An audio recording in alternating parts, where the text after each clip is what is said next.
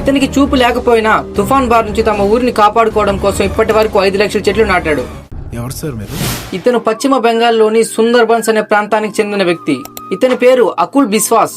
ఇతను పుట్టుకతోనే బ్లైండ్ కాదు, గ్లాకోమా అని పిలువబడే వ్యాధి వల్ల తమ చూపును మెల్లమెల్లగా కోల్పోయాడు. సుందర్బన్స్ ప్రాంతం విద్యాధరి అనే నది ఒడ్డున ఉండడం వల్ల అక్కడ ఎప్పుడు వరదలు తుఫాన్లు వచ్చినా సుందర్బన్స్ ప్రాంత ప్రజల ఇల్లు పంట పొలాలు నాశనం అయ్యేవి. ఇదంతా గమనించిన అకుల్ బిస్వాస్ గారు తమ ఊరిని ఎలాగైనా కాపాడుకోవాలని గట్టిగా అనుకున్నారు. ఆ తరువాత మడ అడవులు మ్యాంగ్రోవ్స్ గురించి గమనించాడు. నది ఒడ్డున ఈ మ్యాంగ్రో అడవులు ఉండడం వల్ల వరదలు వచ్చినప్పుడు తమ ఊరిలోకి నీరు రాకుండా ఉంటాయని తెలుసుకున్నాడు. అకుల్ బిస్వాస్ గారు 2005 మొదట పిల్లలతో కలిసి విద్యాధరి నది ఒడ్డున ఈ మ్యాంగ్రోవ్స్ మొక్కలు నాటడం స్టార్ట్ చేశాడు. తమ కోసం ఇంత కష్టపడుతున్న అకుల్ బిస్వాస్ గారి కృషిని చూసి స్థానిక మహిళలందరూ అతనితో పాటు చేరారు. అలా ఝార్ఖలి సబూజ్ బహీని జేఎస్బి అనే టీం ఏర్పడింది. వీరంతా కలిసి జూన్ నెలలో నదీ తీరాన ఉన్న మ్యాంగ్రోవ్ సీడ్స్ కలెక్ట్ చేసి నర్సరీ బ్యాగ్స్ లో మోకాలు హైట్ వచ్చేంత వరకు పెంచుతారు. ఆ తరువాత నది ఒడ్డున తీసుకెళ్లి ప్లాంట్ చేసేవారు. అలా 200 మంది మహిళలు కలిసి 5 లక్షల పైగా చెట్లు నాటారు. 2021లో ఏస్ తుఫాన్ వచ్చినప్పుడు చుట్టుపక్కల గ్రామాలు చాలా వరకు దెబ్బతిన్నాయి. కానీ ఝార్ఖలి గ్రామం వారు నాటిన మొక్కల వల్ల సేఫ్ గా ఉంది. అకుల్ బిస్వాస్ గారు కేవలం మొక్కలే కాకుండా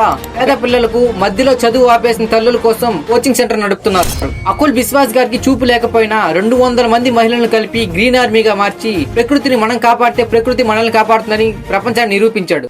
ఇన్ఫర్మేటివ్ వీడియోస్ కోసం మా ఛానల్ సబ్స్క్రైబ్ చేసుకోండి.